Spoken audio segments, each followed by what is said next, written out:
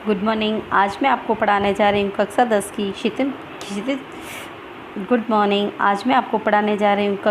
की क्षितिज पुस्तक का पाठ 2 लक्ष्मण परशुराम संवाद, जिसके कवि हैं तुलसीदास जी।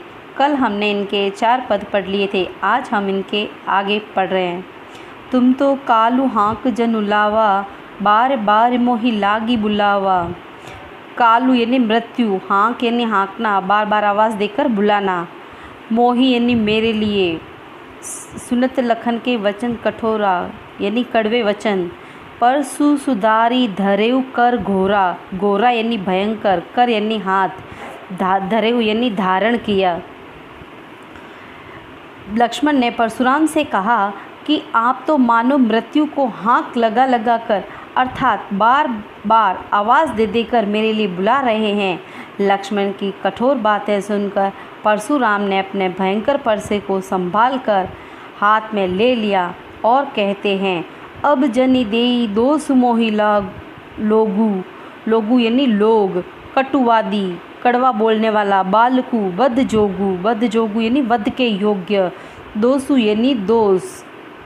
तो परशुराम जी कहने लगे कि अब मुझे इस बालक के वध करने के लिए कोई दोष मत देना, क्योंकि यह बालक कटु वचन कहने के कारण वध के योग्य हैं। बाल बिलो की बहुत में बांचा, बांचा यानी बचाया, बिलो की यानी देखकर समझकर। अब यहू मर निहार बा साचा, साचा यानी सच में, मर निहार यानी मरने के योग्य। परशुराम जी कहते हैं कि मैं तो इसे बालक समझकर अब तक बहुत बचाता रहा, परंतु अब यह सचमुच मरने है योग्य है। कौशिक कहा क्षमी अपराधु, बाल दोष गुण गण ही न साधु। कौशिक यानी विश्वामित्र, क्षमी यानी क्षमा, अपराधु यानी अपराध, बाल यानी बालकों के, दोष गुण यानी गुण और दोषों को, गण ही यानी गिनता नहीं है साधु। विश्वामित्र परशुराम से कहने लगे कि हे मुनिवर, आप तो साधु हैं, साधु जन बालकों के गुण दोषों पर अधिक ध्यान नहीं देते हैं, इसलिए आप इसे क्षमा कर दीजिए। खर कुठार में अकरुण को ही, आगे अपराधी गुरुद्रोही। फिर परशुराम विश्वामित्र से कहते हैं, कुठार यानी कुल्हाड़ा, अकरुण यानी निर्दयी, कोही यानी क्रोधी, गुरुद्रोही यानी कि गुरु का विद्रोही। फिर परशुराम ने कहा, हे विश्वामित्र जी, आप जानते हैं कि मैं बहुत निर्दयी और क्रोधी स्वभाव का हूँ। मेरे हाथों में यह पेना कुल्हाड़ा भी है और मेरे सामने मेरे गुरु अर्थात शिव जी का अपमान करने वाला अपराधी भी है, विद्रोही भी खड़ा है। उत्तर देत छोड़े बिनु मारे, केवल कौशिक शील तुम्हारे। छोड़े यानी छोड़ रहा हूँ, बिना मारे, कौशिक यानी विश्वामित्र के लिए।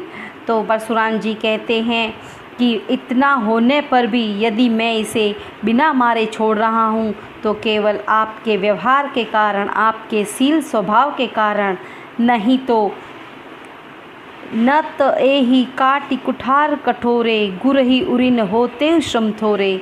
नहीं तो अब तक मैं इसे कठोर कुल्हाड़े से काट कर थोड़े ही श्रम में गुरु ऋण से उऋण हो जाता। परशुराम की बातें सुनकर विश्वामित्र अपने मन में हंसे और सोचने लगे, कहे लखन मुनि शील तुम्हारा, को नहीं जान विदित संसारा। विदित यानी जानता है। लक्ष्मण परशुराम से कह रहे, हे परशुराम जी, आपके शील स्वभाव के बारे में कौन नहीं जानता। माता पिता ही उऋण भय नीके, उऋण यानी ऋण मुक्त, गुरु ऋण रहा सोच बड़ जी के। अब गुरु के ऋण के बारे में आप सोच रहे हो।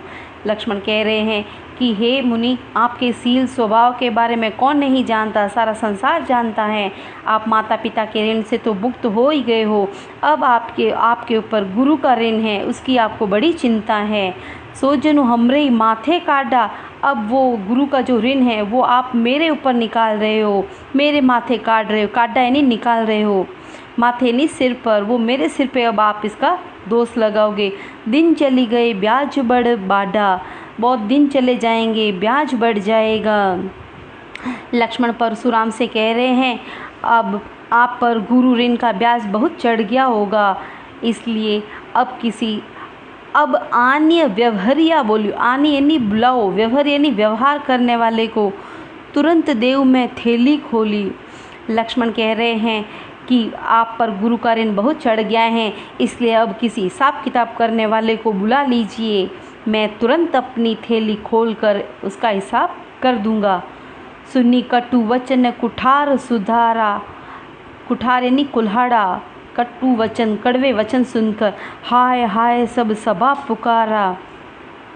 सारी लक्ष्मण के द्वारा कहे गए ये कठोर वचन सुनकर परशुराम ने अपना फरसा हाथ में ले लिया। तब सारी स्वयंवर सभा में हाय हाय की पुकार होने लगी। सब कहने लगे अनुचित है, अनुचित है। रघुबर परसु देखावहु मोई, विप्र विचारी बचौ नृपद्रोही। फिर लक्ष्मण फिर कह रहे हैं कि हे भृगुबर, हे परशुराम जी, आप मुझे अपना परसा दिखा रहे हो। अरे मैं आपको ब्राह्मण समझकर बार बार लड़ने से बच रहा हूँ। हे क्षत्रियों के शत्रु,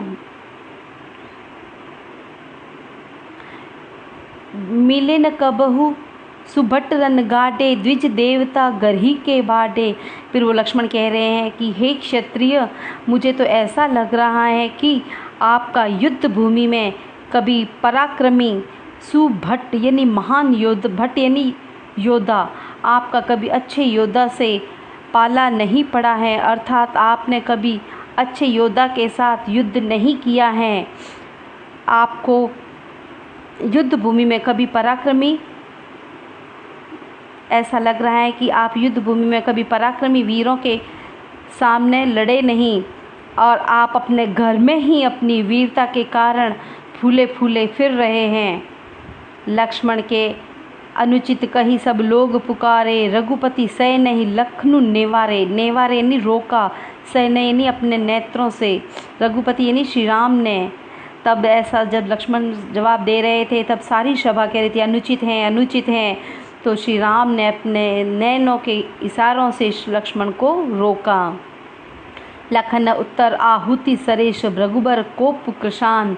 लक्ष्मण के उत्तर आहुति यानी यज्ञ में जो आहुति होती है उसके समान, सरेश यानी समान, भृगुबर यानी परशुराम जी, कोपु यानी क्रोध, कृशानु यानी आग। लक्ष्मण के उत्तर आहुति के समान है और भृगुबर यानी परशुराम जी का जो क्रोध है वो आग के समान है। बढ़त देखी जल सम वचन, बोले रघुकुल भानु। इस प्रकार लक्ष्मण के वचन आहुति के समान भड़काने वाले थे और परशुराम का क्रोध आग के समान था, जो आहुति के समान लक्ष्मण के वचनों से भड़क उठा था। अतः क्रोध रूपी आग को बढ़ता देखकर श्री राम जल के समान शीतल वचन बोले, अर्थात उन्हें शांत किया। रघुकुल भानु यहाँ श्री राम के लिए आया है। अब आपको इनके शब्दार्थ भी लिखने हैं और अच्छी तरीके से याद करने हैं। अब देखिए इनके प्रश्नोत्तर। भृगुसुत से तात्पर्य है, भृगुसुत से तात्पर्य है परशुराम जी। रघुकुल भानु संज्ञा किस पात्र के लिए आई है? रघुकुल भानु संज्ञा श्री राम के लिए आई है। से धनुष भंग होने पर कौन कुपित हुआ? से धनुष भंग होने पर परशुराम जी कुपित हुए, कुपित यानी क्रोधित हुए। प्रसंग में गादी सुनु किसके लिए प्रयोग किया है? इस प्रसंग में गादी सुनु विश्वामित्र जी के लिए प्रयोग किया गया है। परशुराम लक्ष्मण को मंद बुद्धि क्यों कह रहे हैं? परशुराम लक्ष्मण को मंद बुद्धि इसलिए कह रहे हैं क्योंकि उन्हें इनके वीरता के बारे में, परशुराम जी के वीरता के बारे में लक्ष्मण को पता नहीं होगा, ऐसा सोच रहे थे। जनक दरबार में बैठी सभा हाय हाय क्यों करने लगी? जब परशुराम जी ने अपने परसे को लक्ष्मण के पास ले जा रहे थे तब, और लक्ष्मण ऐसे अनुचित शब्द कह के उन्हें और क्रोधित कर रहे थे। धन्यवाद।